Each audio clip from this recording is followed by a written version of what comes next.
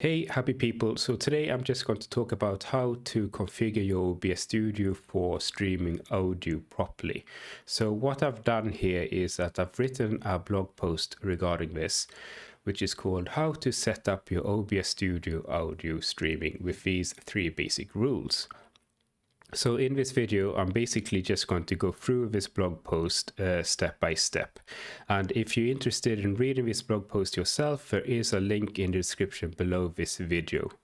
So the first thing I want to say here is that if you search the internet on how to set up your OBS Studio audio streaming, you will notice there is a lot of guides and tutorials out there that goes through everything from basics to advanced and professional audio settings. And there are some really good guides and tutorials out there as well that explains everything in great detail regarding, for example, filters, components, equipment, hardware, and everything like that. But it is not as easy as just copy and paste someone else's guide and settings and believe that you will automatically achieve an awesome audio output for yourself. And this is because your own audio configuration is very dependent on your own streaming setup, right?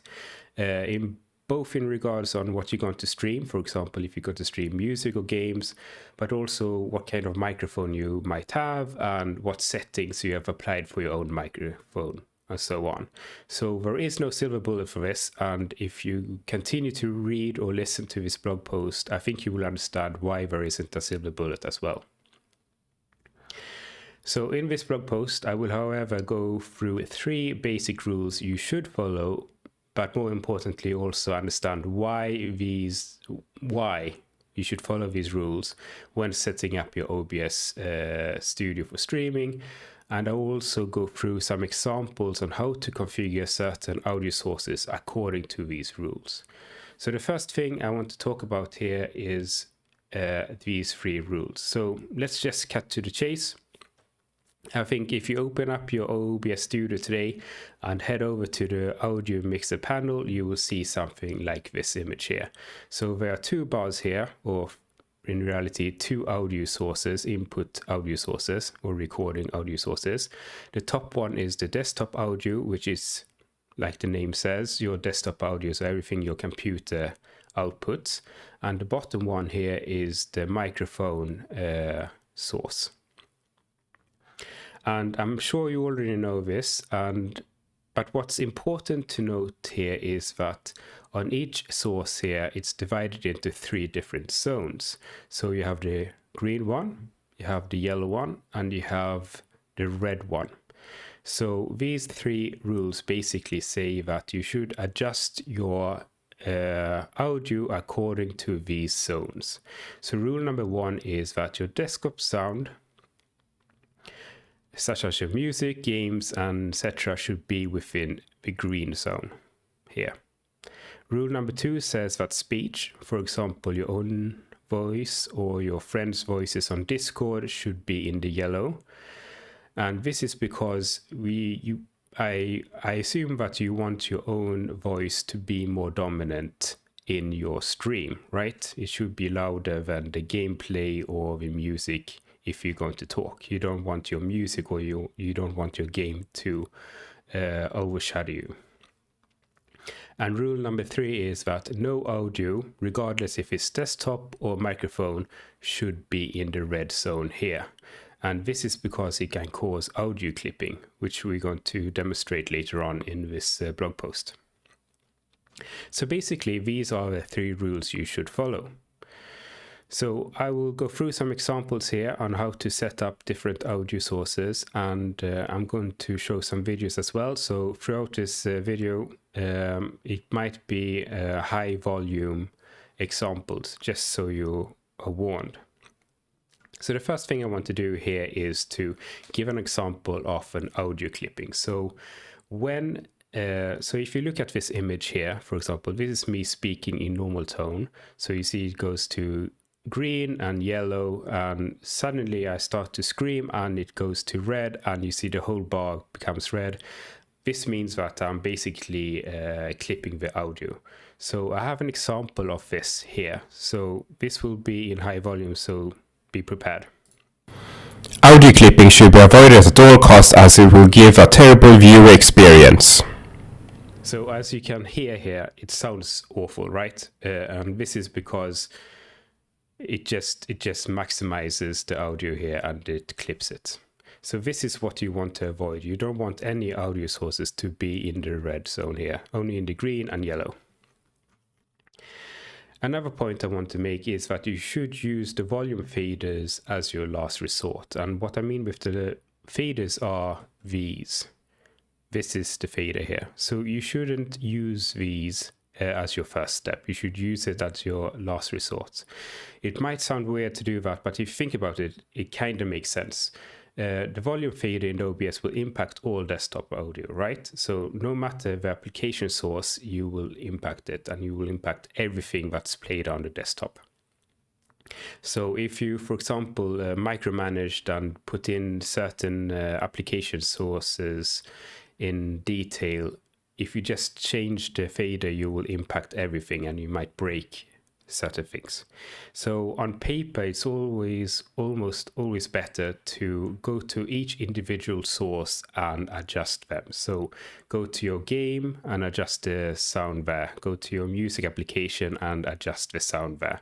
So you should only use the volume fader as your last resort when setting up your streaming audio. You should also use the audio mixer as your point of reference, not your own headphones. So what I mean with that is that if you look at this graph, this image here again, you can see that it's peaking here, right? It's being clipped. But in your own headphones, it might sound totally normal. So just because it sounds great in your own headphones, it doesn't automatically mean it sounds great for the viewers in your stream. So you should always keep an eye on the audio mix in OBS Studio here. So I'm going to go through some audio sources now and just tell you how I've configured them according to these 3 rules. So the first thing I want to do here is to configure my Twitch alerts. So I personally use Stream Elements. And in the video below, I am rerunning a Twitch follow event with 100% music volume. And then I will scale it down to 25 to keep it in with the green zone. So rule number 1. So let me just play this.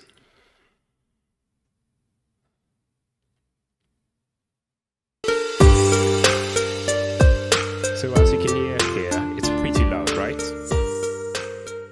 So instead of changing the fader, has been promoted to an agent. I want to go back to the Stream Elements website and I want to change the source itself. So I'm not changing the fader down here.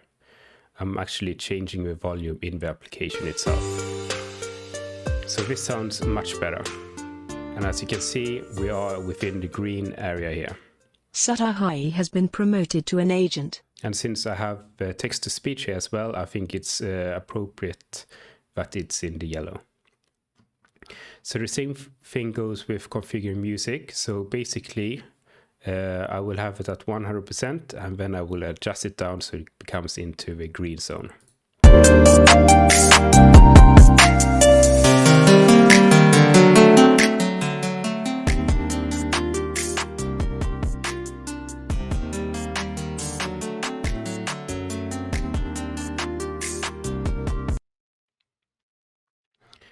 And lastly, I want to configure the game itself. So in this example, I have picked the game Enter the Gungeon, which is, by the way, an awesome dungeon crawler.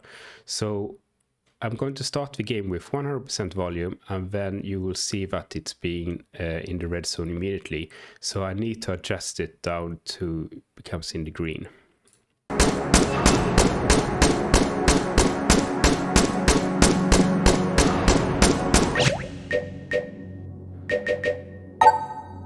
So since you notice that the game was in the red zone, you can most likely it will overshadow your own voice when you are speaking in the stream.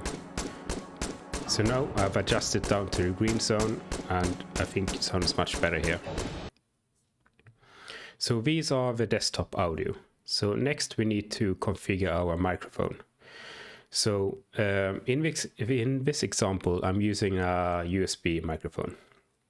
But if you have an analog microphone audio setup, you should try to configure your own physical device first. For example, the audio interface or the mixer you might have. So in the video below here, I'm adjusting the audio level of the microphone's recording device in the sound control panel in Windows. So when you connect a USB microphone to Windows, you can go into recording part here, recording, and see all your recording devices, and your microphone will show up here. So in this example, you see that I have a Yeti Nano here configured. And in this video, I'm also going to demonstrate. So in this video, I'm going to start with 100%. And you will see that I will instantly get audio clipping because it's too much volume. And then I will decrease it to 50, and you will see it's a bit too low, so I settle around 75%.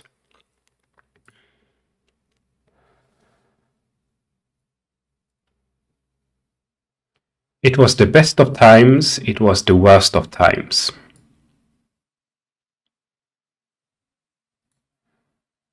It was the best of times, it was the worst of times.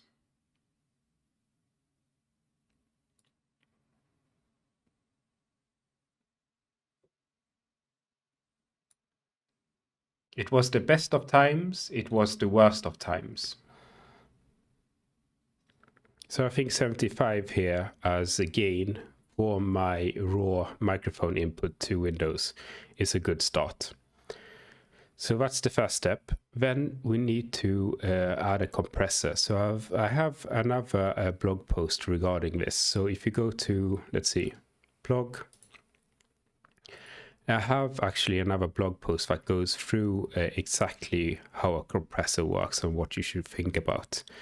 But in this example here, I'm just going to quickly go through it. So basically, if you add a compressor, you will add like a max roof on how loud a stream can be. So if you start to be really excited in your stream and start to talk loud, it won't go bananas and you will clip your audio. Instead, the compressor will kick in and it will normalize your sound volume so it doesn't become too crazy. So here in my example here, I will actually add a compressor here. I will enable a compressor. Then I will adjust the threshold, and the threshold decides when the compressor should be kicked in. So I'm going to start with adding the threshold all the way to right, which basically eliminates the compressor, right? Because if you have a threshold that is way too high, it will never be reached and the compressor will never be kicked in. And then I'm going to slide it all the way down to the left, so it's immediately being kicked off, and you will notice the difference. But I will end the video by setting at 25, and you will see here in the fader how it looks like.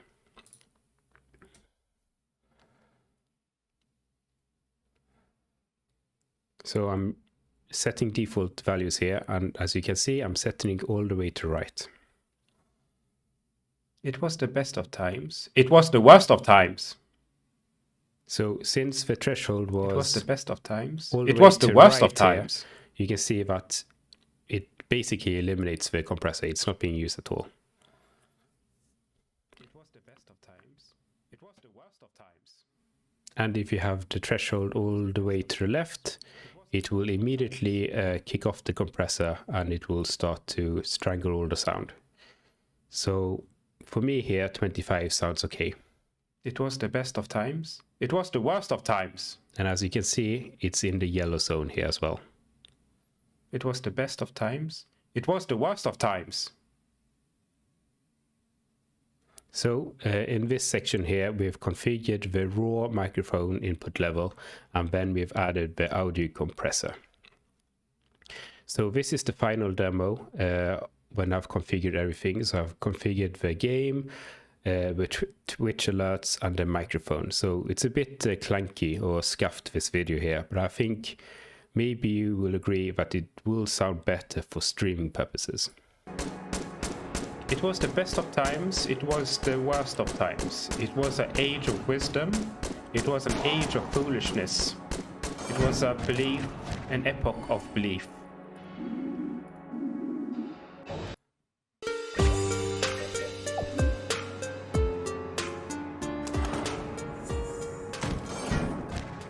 Satahi has been promoted to an agent. So that's it. So this is the blog post I wrote about how to set up your audio studio, OBS Studio audio stream with these 3 basic rules. So if you thought that this video was useful, feel free to give a thumbs up.